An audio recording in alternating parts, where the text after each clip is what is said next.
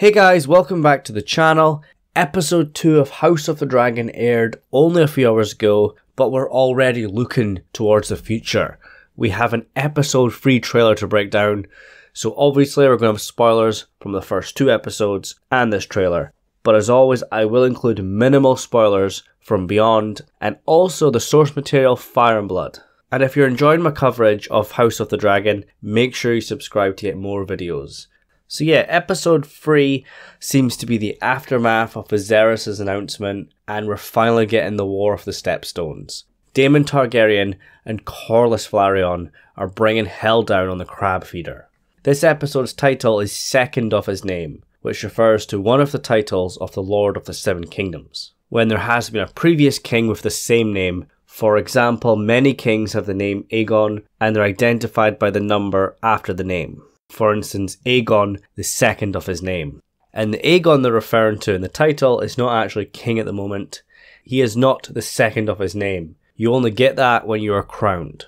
There's been many Targaryens named after the Conqueror that have not been king, and they don't count. For example, Jon Snow is known as Aegon. That was his birth name. But he was never Aegon, the sixth of his name, nor was his half-brother, who also shared the name Aegon. That's if you believe all that, but we'll move on. The Aegon in question is referring to the son of Viserys and Alicent Hightower, little baby Aegon. And it looks like we have another time skip, as Viserys and Alicent have been wedded, they've bedded, and baby Aegon is definitely not a newborn baby. Maybe a year, a bit younger than that, but the point is, he is a boy. He is the son of Viserys, the son Viserys always wanted, to strengthen his line and continue Aegon the Conqueror's dream of the Song of Ice and Fire. Technically, Rhaenyra is still the heir, but it's only a matter of time. Just like Rhaenys told her in the last episode, once Viserys has a true-born son, she will be moved aside. And that is Otto Hightower's plan all along, to put his grandson on the Iron Throne. He knows that even though Rhaenyra is officially the heir, the realm will not accept her once Viserys dies, especially now a male true-born son is present. And this little Aegon will become one of the biggest little shits in the entire series, hated as much as Joffrey Baratheon. And if you remember back to season 4 of Game of Thrones, Joffrey actually spoiled the end of this show. He spoiled the end of House of the Dragon years ago. And this is all causing Viserys and Rhaenyra's relationship to become very strained. It took them 6 months to speak again properly after Emma's death. They recoiled the relationship. She accepted her dad had to remarry, but bombshell. He was not going to marry Laena Velaryon, but rather her best friend Alicent Hightower, who is now the Queen Consort, sporting Targaryen red, one of their primary colours. But remember, just like Cersei Lannister hundreds of years later, the Lady Alicent will not take the Targaryen name. Those marrying into the royal house do not take the name of the ruling house of Westeros, as is tradition. Whereas other houses, even the great houses, they do. For instance, Catelyn Tully became Catelyn Stark, but that doesn't happen when you marry into royalty. You can wear your husband's colours, but you don't take his name. So yeah, Viserys thinks that he's doing right, but he's so blind. Maybe he does know deep down, maybe he just doesn't want to accept it. He tells Rhaenyra that she's going to have her own child soon. It seems like he's going to marry her off to continue the royal line. But that's not something she wants. And we've heard that many times in this series. But Viserys reminds her that even himself as the king is not above duty nor tradition. And he never wanted to remarry, but it was expected of him to produce more heirs and strengthen the royal line. And like I said, Rhaenyra is officially the heir, but a firstborn son is going to change everything. But his wife, the Lady Alicent, is trying to recall her relationship with Rhaenyra.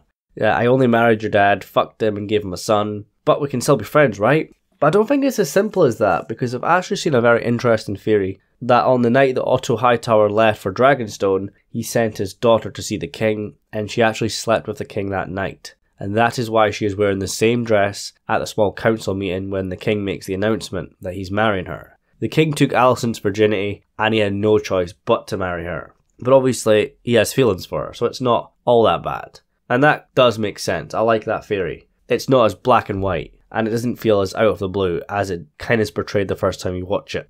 I think the king was probably going to accept that he had to marry Laena Velaryon, but this happened. I know many will feel sympathy for Rhaenyra. She's not happy whatsoever, and she rides off on her own. Is she trying to run away home? Maybe she's trying to do what she said in episode 1. travel the world on dragonback and only eat cake. So maybe she's heading back to the dragon pit to get her dragon, to take Cyrax and fly wherever she wants. But it seems like she runs into trouble, she leaves the Kingsguard behind, and she bumps into someone who I cannot identify from the trailer. The trailer does make it look like she's saved by her father, who impales the attacker, whether it's man or beast, but he might just be on a simple hunting expedition. This king just doesn't scream hero to me. Just like his tourney knights, he's not a man of action. But if his daughter was in danger, I suppose that would change everything. So yeah, whilst everyone's having a grand old time in King's Landing, celebrating the happy couple and their son, on the Stepstones, war is brewing. Corlys and Daemon have waged war against the Crabfeeder to rid Westeros of him and repair vital shipping routes. And Daemon is glory seeking, there's no two ways about that, and he's trying to get his brother's attention. Remember, the Crown did not sanction this war in episode 2. But once Corlys' marriage proposal and constant pleas for help were ignored, he just done it himself, and he's made an alliance with Daemon Targaryen, the rogue prince, and he's brought his brother Vaemond and son Laenor Velaryon alongside him, who is much older now, so there has been a time skip, like I said. But it seems like the Crabfeeder is resisting the Sea Snake and the rogue prince. In fact, it kind of looks like he's winning. But we're just getting a glimpse of the battle. All these sequences might be out of order, they might be exaggerating it for dramatic effect. But it kind of seems like the Crabfeeder is overwhelming them. Daemon is struck by arrows, they're getting backed into a corner. But dragons change everything. One dragon rains fire down below. It can't be Caraxes though, because Caraxes is the bloodworm. He's a very deformed looking dragon, whereas that one looks more traditional, more like a regular dragon. Likely Seasmoke, the Laenor's dragon, who is very young. But there's no doubt Caraxes will be involved in this battle, and I think he gets the killing blow on the Crabfeeder. I think the Crabfeeder will be burnt alive to send a message to the Free Cities and anyone who opposes the realm. And of course the dragons will be what turns the tide. It doesn't seem like they have the Crown's support, all they have is Corlys' house, sellswords, and probably the gold cloaks, Daemon's army. But they have 2, maybe 3 dragons. Daemon's dragon Caraxes, Laenor's dragon Seasmoke, and maybe Rhaenys' dragon. But I'm not sure if they're going to get involved.